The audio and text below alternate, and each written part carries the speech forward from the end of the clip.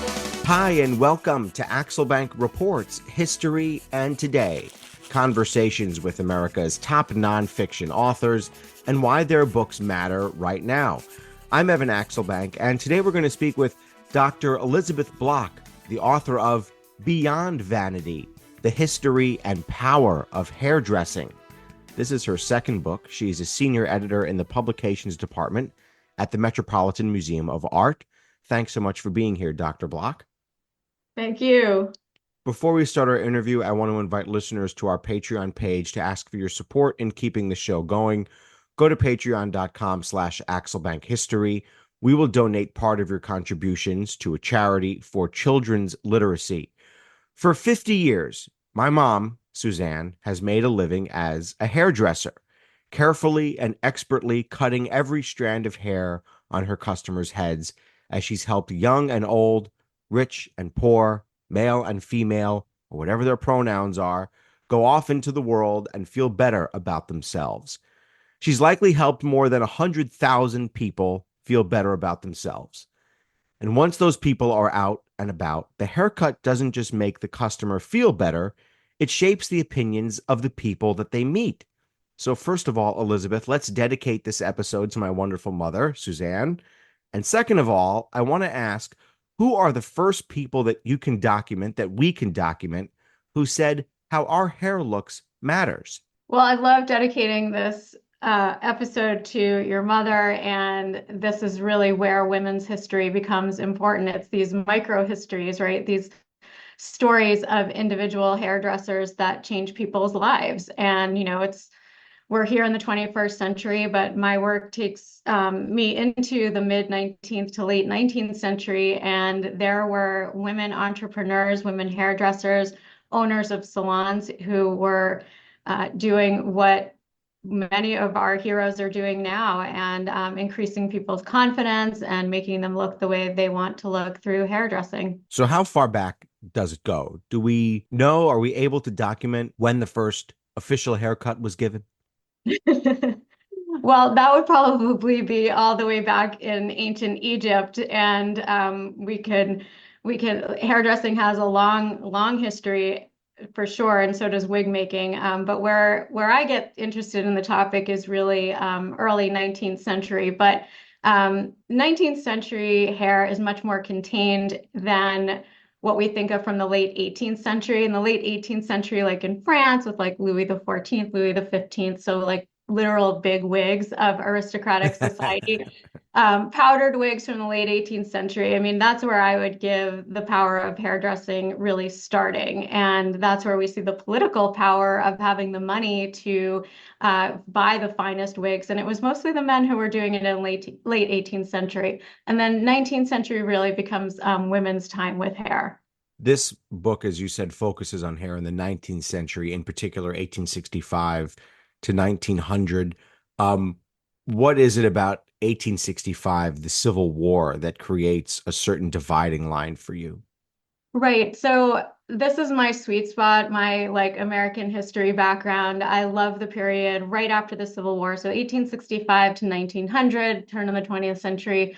After the Civil War, we have this just boom in industrialization and merchandising really across the country in all types of industries. And so, transportation picks up. We have the railroad. We have ways of communicating with each other through the telegraph and postal service that we didn't have really before. And so, right around 1870, you get this massive increase in many different industries like, medicine, pharmaceuticals, steel, you name it. And that includes the hair industry.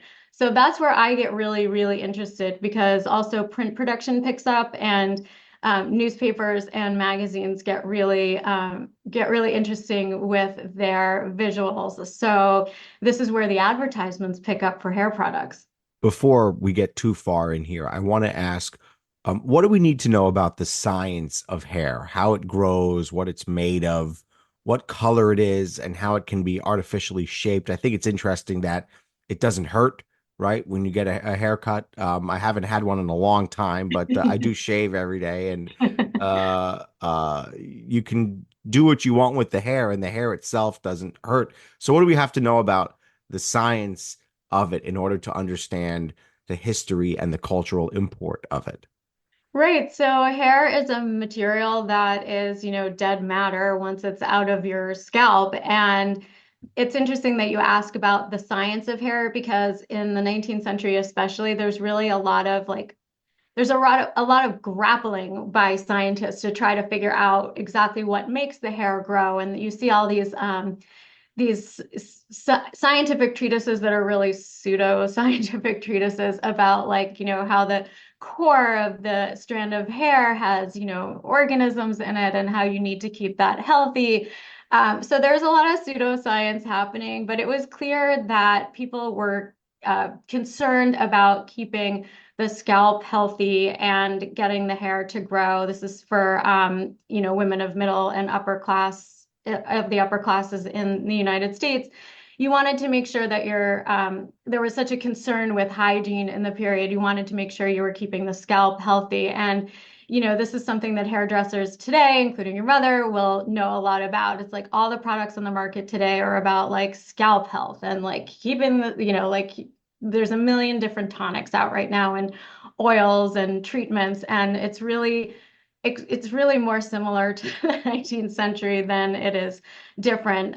It wasn't called scalp health then, but there was a lot of concern about not getting ill through the Mm. top of your head. One thing that's so interesting, not getting ill through the top. That's very interesting. Yeah. Who would even think that? One thing you argue very early in this book is that hair has been overlooked by historians. Many of the ones who I've interviewed, not by name, of course, but you say that that's likely because it's been misplaced as frivolous and trivial. How did you realize that? And just expand on what you mean by this frivolous and trivial idea. My first book was on the history of the top 1% of women in the United States who are buying French fashion. Now, I bring that up because this is where I came up with this is where I shaped my thinking about why hair has been overlooked. So I spent, 3, 4 years working on the history of couture fashion. So women in the United States like Alva Vanderbilt and Caroline Astor, who were going from the United States over to Paris to buy the best of the best French fashion. So the finest silk dresses by the House of Worth, bringing them back to the United States and then wearing them out to balls. And then their photographs would be taken, etchings would be made of them, drawings would be made of them, and their image would circulate in newspapers and magazines across the country. So many of those dresses that the women wore in that time are in museum collections today, and we can see them. They're on exhibition and they're beautifully, beautifully made, and they have come down to us. Okay, so I bring that up because when I started thinking about hairstyling, which to me was just as important as dress design and in the matter of self-presentation for women in the period, we don't actually have the hairstyles come down to us. Okay, we have images of hairstyles, we have paintings, we have photographs, but we don't actually have something concrete that we can look at in a museum exhibition or collection the way we do the dresses. So that's where the thinking about hair as ephemeral came in. So ephemeral, it doesn't last forever, it grows, we cut it, we discard it, it grows, we cut it, we discard it. Hair does not have intrinsic value in and of itself the way, say, a silk dress from France would, and that has remained and come down to us. So I think the fact that hair is a matter that is ephemeral and goes away and has no intrinsic value has led to it being conceived of in some way as frivolous and unimportant. And so that's where I came up with the structure for the book, which is to kind of ground the ephemeral. And what I mean by that is how can we restore the importance of hair and hairdressing and the hair industry by looking at what does remain. And what does remain in some cases are like the actual buildings where these hair places were, these hair salons and early versions of them. Can we determine who gets powerful, who starts to shape history by how their hair looked? That would be the royalty. So European royalty. As with most parts of cultural social history in this period from the United States, you Americans are looking to Europe and European royalty in this in the form of emulation. So with dress design, with hair design, with jewelry, with cosmetics, Americans are looking to France. And so we can say that Marie Antoinette with her big poof of hair, it was actually called the poof, sets a style. And then with the Louis, with their big, powdered wigs, that sets the style for colonial men here. And then in this period that I look at in the 19th century, it's actresses. This is taking it a little bit out of the book here, but at least the time period of the book. But is emulation the main factor here in I guess it's kind of answering its own question, but in what gets popular and who gets popular? Is it that is it that idea of I'm seeing someone who is powerful and rich, and therefore I want to take a little bit of piece of that and hope that it makes me powerful and rich? Yes, I would say that. And in the 18th century, 19th century, 20th century, I mean, probably even today, it's, who has the money to get exactly what they want and to control their self-presentation. And that was the aristocracy, that was royalty. And then, pulling into, this period, it would be, influencers or actresses or Kardashians. I'm going to ask this super duper carefully, but you say that we do need to focus primarily on women. Why is that? I focus on women because I choose to, my area is women's history. I set aside, and I explain this in the introduction of Beyond Vanity, I set aside men for this study, not because they were not important, but because most of men's hair history is barbering. And for a very good reason, barbering has some strong scholarship on it. So there's a couple of really good books on the history of barbering, and especially for the history of Black barbers in the And United barber States shops, of course. and barber shops as community centers. So I use those sources, and I'm very respectful of the work that's already been done. I just hadn't seen a book focus on women's hairdressing in this period. I don't know how deep you are getting with the question, but there is a gender bias in historical studies. So why are there two very good books on barbering already out there? That's because usually men's history is better documented, and it's a place to start. And I certainly use the sources that are the secondary sources that are already out there, and the primary sources. Men's um, men's professions are just better documented in the archives. So it's often where we start, and then we go from there. And I can get into a really exciting woman's story that started with finding out about a men's barber. We can get there if you want. Okay, we'll do it. I want to ask, how was hair styled in the 1800s? Who were the people who did the styling? What were the tools? I mean, I know my mom has a license, right? Like, I don't know when licenses started, but I bet it wasn't in the 1800s. What were the tools?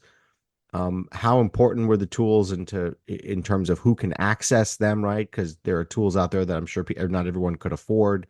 Um, how does hair start to become this thing that can give us into a window into the rest of society?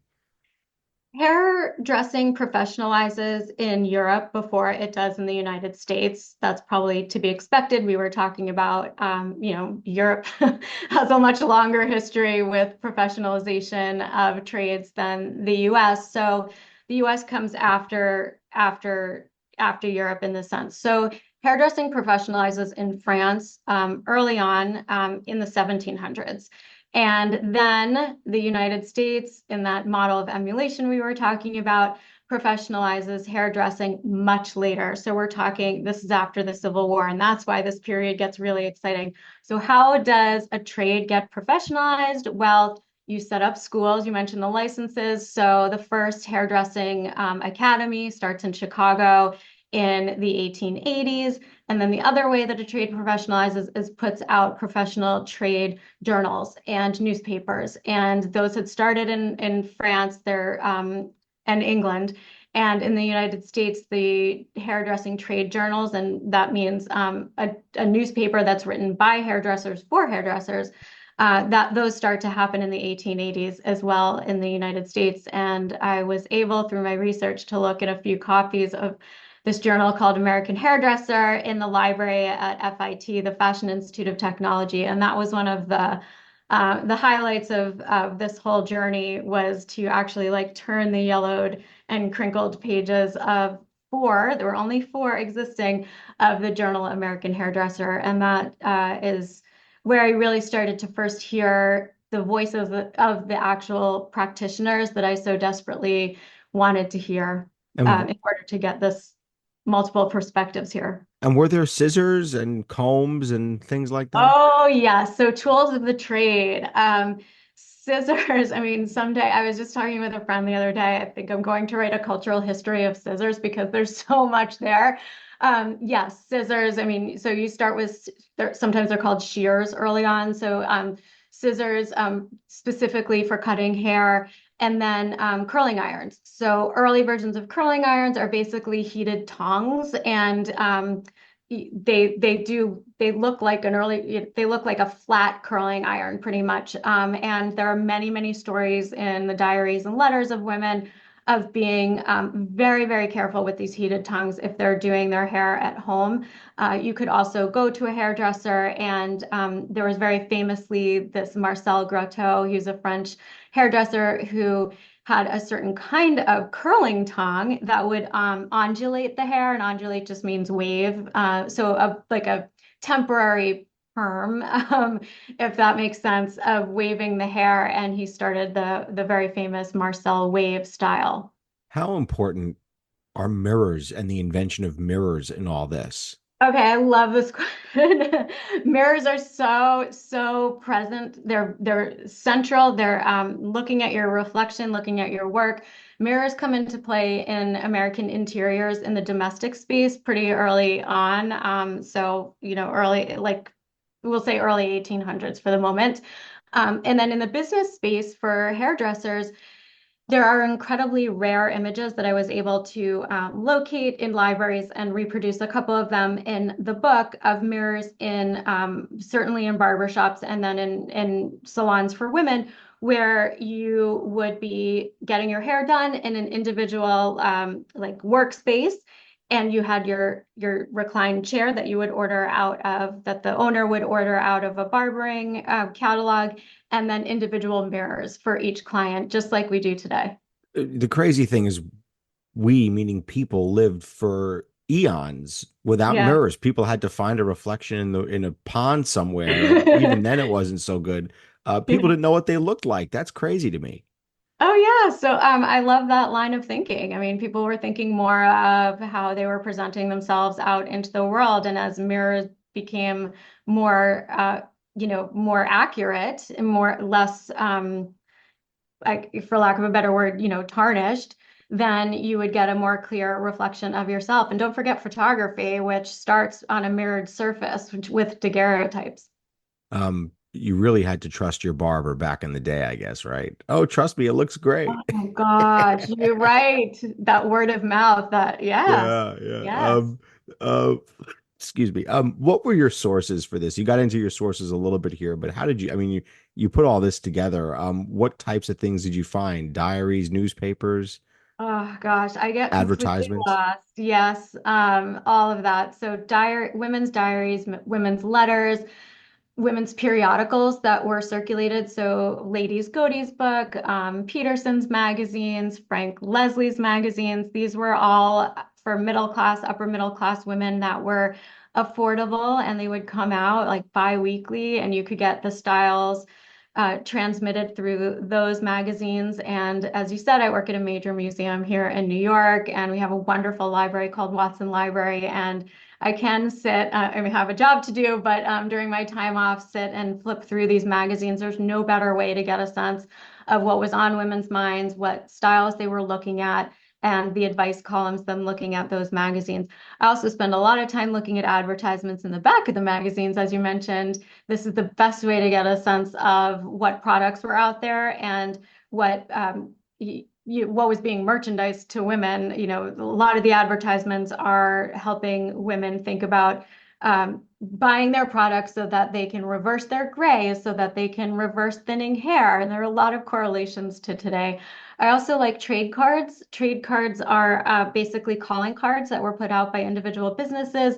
Many of them remain today. They were so beautifully printed they remain in many libraries. I was lucky enough to have a fellowship at the American Antiquarian Society in Worcester, Massachusetts, and I spent, days really looking at these trade cards. So they'll have an image on the front of like a beautiful image of like children. And then on the back, it'll be like, Mrs. Smith's hairdressing services, come see me Monday through Friday, and here are my hours with the address. And they must have been very effective. You'd hand out your trade card, your business card. And what I like is that women kept them and put them into scrapbooks. So cool. I want to ask about the physical book itself. It's printed almost as a coffee table book, but not quite. It has a glossy Yeah. finish to the pages. There are lots of pictures in it. It's about 180 pages. Why were those choices made? Why was that better than doing the standard 6x9 hardcover with the photo insert in the middle? Oh, I'm all about full color books. I mean, this we put a lot of resources in. I was really lucky. My publisher, MIT Press, was on board with this. I am a full believer that books about visual culture and material culture need to be full color. So there's beautiful color images throughout the book from the first page to the last page. And I wanted this to be an accessible book. So my as you mentioned, I have a PhD in art history. The book is grounded in methodology, but written very accessibly so that it can be taught in college classes, but it can also be given to your hairdresser or your friend who loves hair as a gift book. So it really is a hybrid. And you wanted people to be able to pick it up and look through and see the things you're talking about while you're talking about them, because it's frustrating sometimes. You get to a part in the book and then you wonder if there's a picture, and then you have to go find the photo insert Oh, and yeah. find the picture and then go back. I assume you just wanted that real interaction between the reader and the material.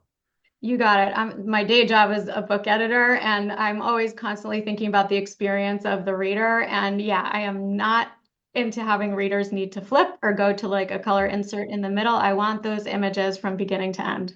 How did you go from studying outfits in France, your first book, to studying hair? Was there a natural progression there? I actually started with the hairstyles. Oh, okay. So You just I took think longer to write this one, I you guess. got it. So Yeah. I think that this happens to a lot of people who do a dissertation. So my dissertation was on the representations of women's hairstyles in American painting in the late 19th century. So John Singer Sargent, Mary Cassatt, Winslow Homer, Eastman Johnson. I was looking at those paintings, and I wrote about representations of hairstyles. So started with hair, but as with a lot of people who do a dissertation, I just could not look at that topic anymore, needed some time away, and started looking at fashion. So, really, the umbrella topic here is the experiences of women in this period. So, it's about women's lives. And, whether it's hairstyles or what they're wearing, it's about the choices that women were making. You work in the editorial department at MoMA. Amazing place, by the way. I was lucky enough to get to take um, elementary school trips and middle school trips to the Museum of Modern Art in New York. What a gift that was. First of all, I had no idea that they had an editorial department, so I would love to have you to explain what you folks do there.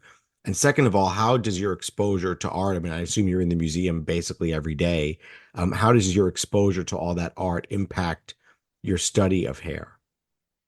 Right. So I work at the Metropolitan Museum of Art, which is up on Fifth Avenue, and we are we have one of the largest museum publications departments in the country. Very lucky to be able to do that. So we produce exhibition catalogs, collection catalogs, and an academic journal that I'm lucky enough to work on.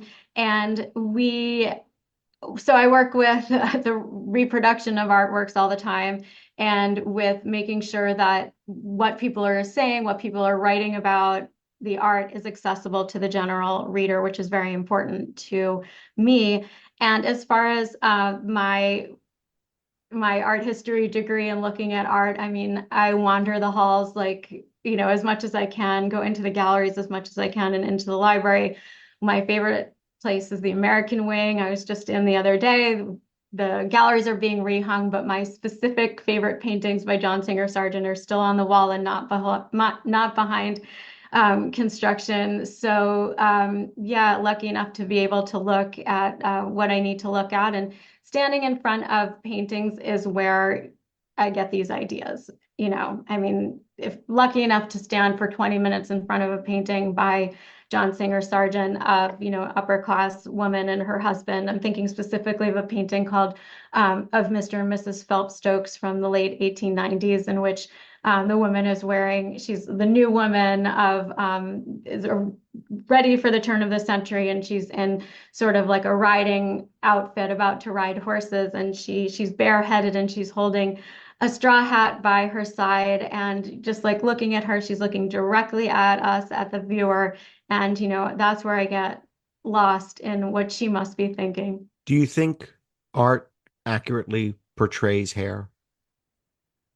I think it depends on who the painter is or who the photographer is. And, it's a question that I grapple with. So, a lot of art that's in major museums is by male artists. We are changing that now, but it's taking a long time. I think about that a lot. So when I look at paintings that are created by Mary Cassatt or Cecilia Beau, I think about whether or not they're portraying hair in a different way, whether they were thinking about it in a different way because they themselves knew that as respectable women, they could not leave the house or go to the art studio without having their own hair be done and presentable. Did they portray it differently? And then what was the relationship between the painter, the artist, the draftsperson, and the subject of the painting? So how much say did the sitter, the woman having her image created, how much say did she have? And that's where my interest in women's lives and women's thinking and what women are writing about, and that's where I come in trying to fill in that gap. So to connect that bridge between the painter, the artist, and the sitter, and how they collaborated in the self-presentation of the woman. One thing we have to do as we get back into the meat of this book here is we have to talk about the Black experience with hair, particularly with any topic in American history, because that is the key to American history. How did you work to feature the Black experience, given what happened with, there was slavery, and then there's a civil war, and then there's the rise, there's Reconstruction briefly, and then the rise of Jim Crow. How does hair play a role in Black culture?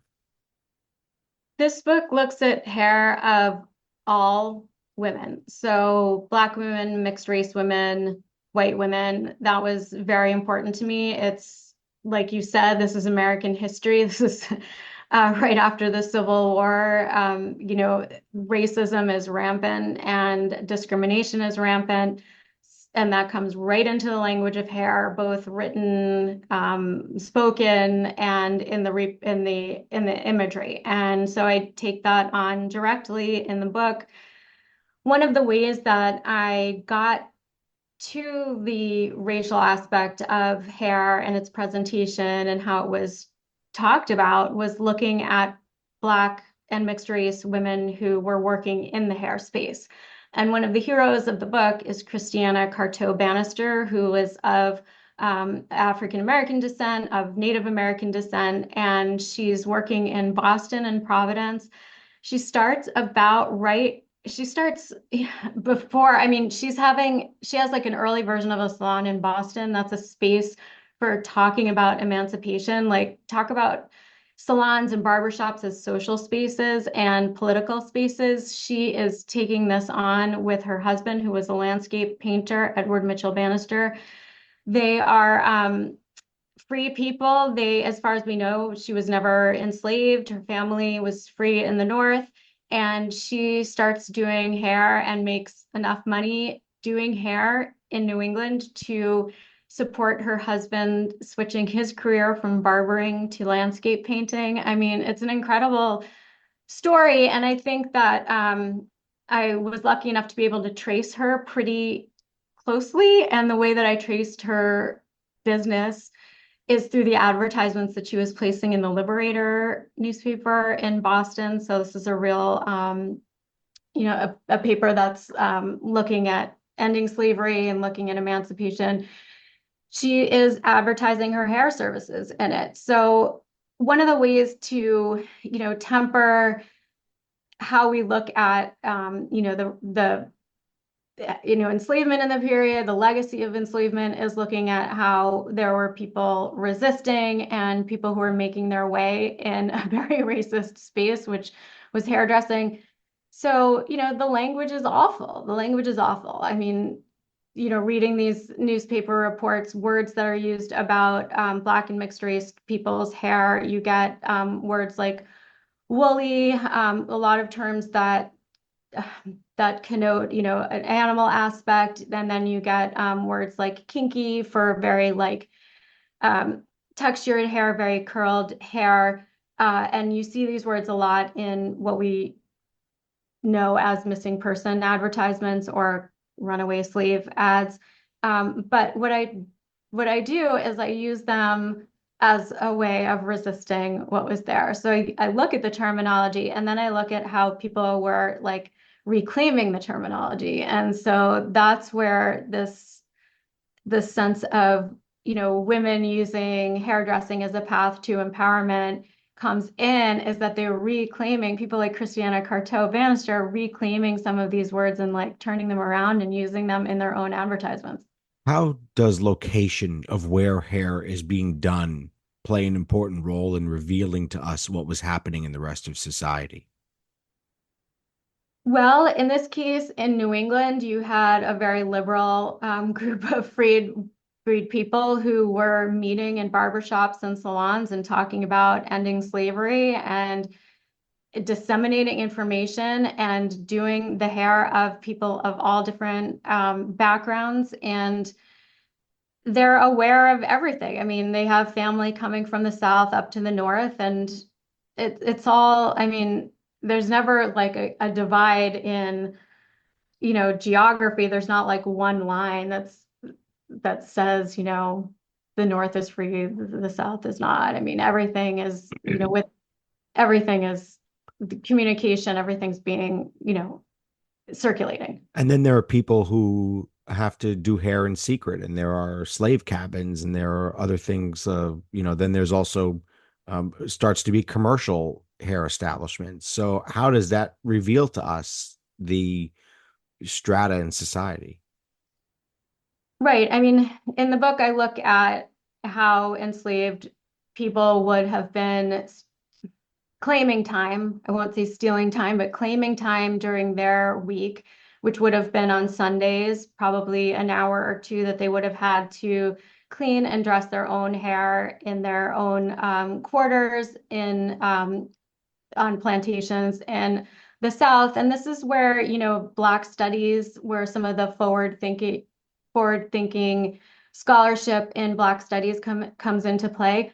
We don't have written records. We have some, but we don't have a lot of written records for enslaved women or men in the period and how they were doing hair or how they were claiming time to do their hair. But what we can do is use our educated imaginations. So what I like to think of here is, what must it have been like to, if you were an enslaved woman working in a white woman's home and part of your responsibility was to do white hair, what would that have been like?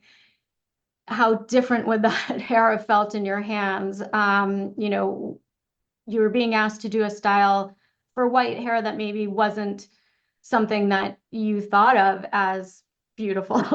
And, how did, and then what must women have been thinking when they went back to their own space and had time to themselves to do their own hair? What must that have been like? How does hair product and that industry start to impact the way people are doing their hair in that late 1800s time period. That's where it gets really exciting is that you have all these products out there. A lot of them were called restorers or invigorators. There's just a lot of tonics out there. There's pomades. I mean, this business explodes really in the 1870s into the 80s and then onward. You have products that are put out by, like I said, Black and mixed race women that were being sold to Black and mixed race women, but also to white women, which is really interesting. Some of these products are exist. So I mean, I wish I had like a bottle filled with the actual product, but the closest we can get is there are some existing bottles with labels that are still attached to them. And I've, looked really closely at some of these ingredients. It's a lot of alcohol in there. I mean, in some cases, it's like 70% alcohol. So, what exactly the tonics were doing, I'm not sure. I think, probably a lot of drying out of the scalp was happening. And then with shampoos, you could mix shampoos in your own kitchen, or you could buy them packaged. If you were mixing your own shampoo, you would have any number of advice manuals giving you recipes. They were called recipes or receipts, much like a kitchen, recipe for, baking bread would be. And a lot of the shampoos that you made at home would be made with egg yolks. And this is something to ask maybe your mom about, is what they were going for. So a lot of these egg yolk recipes are like 3 egg yolks, a tablespoon of castor oil, and then some like water. And then like you're supposed to beat it into a froth and put it into your hair and leave it in. And, the ideal for white women's hair in this period was long, luxurious locks so that you could swirl it up into an updo. And you wanted this updo to be like abundant and that would show health and prosperity. And so the washing would have taken a while, especially if you had all those egg yolks in it.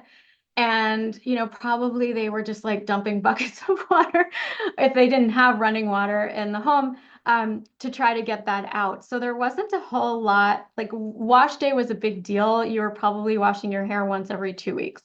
Hmm. My wife still makes a big deal of it when it's hair wash day. Yeah, wash I always day. wash day. Yeah, it's all over TikTok. Hashtag wash Oh, day. I didn't know that. It's a big thing. Yeah. What do you see when you see hairstyles of today? Are there clear lines to the 1800s? Do you see any similarities? I feel like I have kind of X-ray vision because when I see a style for say the Met Gala or the Oscars on the red carpet, like I can see sometimes it's not exactly maybe not the exact style, but the silhouette or like the weight of where the hair is placed on the head coming back. So right now I'm seeing kind of like a pompadour. So in the 1890s, there was a style called the pompadour, and there was just a lot of like curled mass of hair like toward the front forehead. And I'm starting to see like a little bit of that happening again now. And what the current beauty magazines are referring to is like the early 2000s with Like like, Elaine Bennis. yeah. Yes, in the front or even Snooki with like that like kind Yeah. of bucket The type bump, thing. yes. Yeah, that bump. So I'm seeing some of that in the editorial pages now and on the red carpet. So it's super fun to see what comes through. The next time we see an interesting hairstyle on the street, without going up to them, of course, what tips do you have for how we can be detectives about that person? I think I would look at how hair forward are they? Like are they leading with their hair versus like are they leading with the color of their clothes? Are they leading with their And what cosmetics? does that mean about somebody that when you lead with your hair? Probably a sense of pride. I mean, if you think of like I think there's an ancient saying say, that the pride of the woman is the crown, is their hair is the crown, is their crown. So, are people proud of their hair? Are they hiding it? Are they pulling it back? Right now a lot of people are thinking about whether or not their hair is thinning. And there was like a moment, not a moment, but like, there was COVID and people were losing hair. And so I think the health of the hair in an interesting way is coming back as something that you want to show people. Hmm. That's interesting that I'm just thinking of that now with your question. So thank you for that. So there's a super interesting thing happening in hockey right now, Oh in the yeah. NHL. Yeah. Have you heard of Jessica Campbell? No, tell me. Okay, so Jessica Campbell is now the assistant coach for the Seattle Kraken, a team way out west. It is amazing. Now, male hockey players have often had hair coming out of their heads. Artemi Panarin and on the Rangers now, and Jaromir Jagr made it famous. Um, Male players have had hair coming out of the back of their helmets, but there's now an assistant coach in a world that has been solely dominated by men. There have not been any women coaches in the NHL. She now stands there on the bench, and you can spot her right away in TV camera shots. I haven't been to a game yet, um, with her ponytail and her blonde hair, and everything is, done up like the way you would expect it to be done up. I guess that's the way an athlete looks on the bench. Um, it's amazing to see. And what does it say about hair that it's the first thing you notice when you look down at the Seattle Kraken bench during a game now is Jessica Campbell's hair? Jessica Campbell, thank you. Yes, was reading an article about this recently, and there's th that yes, so like women's yes, okay. But I happen to live with a husband and a son who follow hockey very closely, Okay. and so I hear and see a lot about the salad and the lettuce. The salad, yes, the salad. Yeah, and here I'll reveal that I spend some time looking at this on TikTok as well, but I'm really fascinated by like, it how hair forward these hockey players are, and some of the baseball players, I guess too, from what I'm Yeah, observing, that there's like a lot like coming out yeah, the back. And whether or not it's attractive, I don't know. But with the hair dye is really interesting to me too. Some of the hockey players are like they'll dye their hair like a platinum, and it just is like so out there. But having women on the sidelines, like I've got my eye on that. Certainly, hair was all over the news conversation for the Olympics over the summer, especially with some of the runners. So yeah, track and field and Black women in track and field wearing their hair, wearing extensions, wearing hair ornaments. I mean, and wearing cosmetics on the field. I mean, this is what they should be doing. Women should be presenting themselves however they want in whatever setting they want, and that includes sports. favorite. What's your favorite hairstyle of a historical figure? Who had the best hair, Okay, or at least the most interesting? I love Sarah Bernhardt's hair. So Sarah Bernhardt was a French actress with red hair and like red, like curly, frizzy hair. And to me, her hair story is really interesting because she was one of the best known actresses, both throughout Europe. So she's French, but she comes over to the US and she's in a lot of productions, and people are sort of obsessed with her image. You see paintings of her, you see, um, you know, cards, like collector's cards. You could buy a cabinet card of her image. Artists don't seem to have known exactly what to do with representing her hair because she was herself, and this was rare. I mean, the 19th century is a time of conformity for women, but an actress could get a little bit more free with her hair.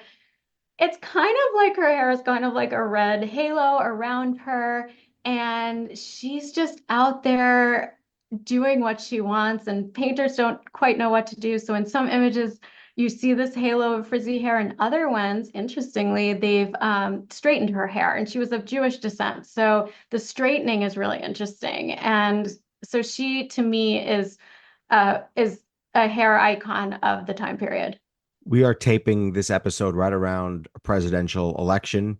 So I want to ask you, what can we learn from the way Kamala Harris and Donald Trump do their hair, or at least how they probably have others do their hair?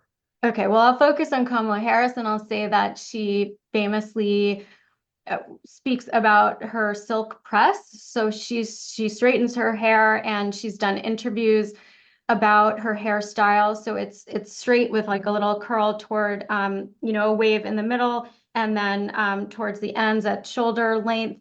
And She has a she, very good flip also on one yeah, side. Yeah. yeah, yeah, there's a good flip. It frames her face. It's interesting. What does her natural hair look like? I would like to know. But she will talk about her hair. I think that's really important. But on the flip side, I think it's also really important not to focus too much on women's hair in politics. We saw this happen with Hillary Clinton, where it was like For people, decades, for 30 years. she's first lady, she's a senator, and we're talking about like, she didn't do her hair that day at that appearance. It's like enough. Or Nancy, Pelosi, it's like, okay, so she dyes her hair. She's 80, 81. She dyes her hair. Fine. I mean, if she didn't dye her hair and it was gray, then we'd be just focusing on how she's not dyeing her hair. So, but I do think it's important that, Kamala Harris is a mixed race descent. And so she continues the story of self-presentation, how you do your hair and standing by it. What are your goals for MoMA and the editorial department there? How do you keep museums relevant when all you have to do often is just Google something on your phone and you see what a famous art piece looks like and you go on with the rest of your day? Oh, there's nothing like seeing these works of art in person. I mean, you walk into any gallery, walk into, art changes our perceptions, it changes our lives. We need to be seeing art in person, the tactility of like a canvas, the paint on a canvas, the reflection of a daguerreotype, an early form of photography, how you approach a work of art, how you get a sense of scale. I mean, I'm all about digital images and I use them all the time for my research, but what I'm most surprised by most of the time is the sense of scale. And Mm. everything looks the same on a screen. Right, So right. Some of for, the paintings are so big, it's incredible to see. yeah, and you don't get a sense. And sometimes they're a lot smaller than we think, Yeah. and they're more intimate, and you can have this one-on-one experience with a smaller work of art. So I encourage everyone to walk the galleries when they can. When it comes to the elephant in the room here, what can we say for the hairless during an episode like this? So loss of hair, balding, this is a topic that is ever present in hair history. So I think it's probably time for a book on this. Hair replacement is all throughout the history. Wigs are throughout the history. Mm. Toupees, um, claiming pride over your bald head. I mean, I think, is it Benjamin Franklin maybe, who famously just like issued wigs and was like, I'm just going all natural. And that was like a real statement for the new republic. So hair loss, hair balding, hair, aging. This is a huge topic right now. If you take a look at trends in the hair industry right now, it's all about reversing hair loss. Then you have people going to Turkey for um, hair replacement. It's a big topic both for men and women. Mm. What's next to study for you, do you think? You've done outfits, you've done hair. Are shoes next, or is it going to be something else? How did you guess? I don't know. I was just looking at the big three. Yeah, yeah, yeah. I am looking at shoes. But Ah, at look at the that. Huh? moment, so Gilded Age shoes is probably one of my next topics. And then I am working on another aspect of family histories in this period that my publisher doesn't know quite yet about, so I can't break the news yet, but I'm super excited about it. And American history, especially the 19th century, for me, it's just the gift that keeps on giving. Well, we'll have to have you come back and talk about shoes. I would love that. Thank you. Dr. Elizabeth Block, the author of Beyond Vanity, The History and Power of Hairdressing. Thanks so much for being here. Thank you. Check out the book and also her website, elizabethlblock.com. She's also on Instagram at Elizabeth L. Block. I want to invite listeners to our Patreon page to ask for your support in keeping the show going. Go to patreon.com/AxelBankHistory.